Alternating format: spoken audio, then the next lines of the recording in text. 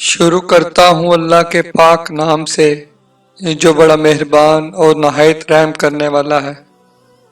امام علی علیہ السلام رستے سے گزر رہے تھے۔ دیکھا ایک شخص اداس بیٹھا تھا۔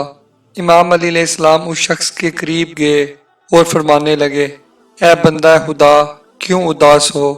تو وہ شخص کہنے لگا، یا علی، میرے حالات بہت خراب ہیں۔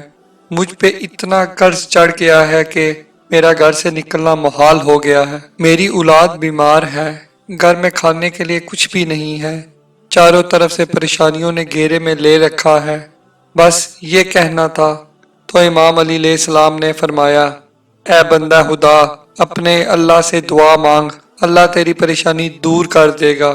اس شخص نے کہا، یا علی، میں دعا مانگ مانگ کے تھک گیا ہوں، لیکن میری دعائیں قبول نہیں ہوتی۔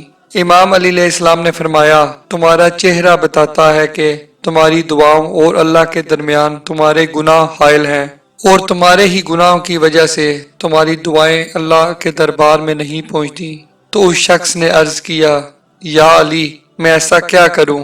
امام علی علیہ السلام نے فرمایا، اے بندہ خدا، یاد رکھنا، اللہ نے انسانوں کے لیے کچھ راتیں ایسی رکھی ہیں جب اللہ اپنی رحمت کے دروازے کھول دیتا ہے، چاہے انسان کتنا بھی گناہگار ہو، اس کی دعائیں بغیر کسی رکاوٹ کے اللہ تک پہنچ جاتی ہیں، اور ان عظیم راتوں میں سے ایک رات شب معراج کی ہے۔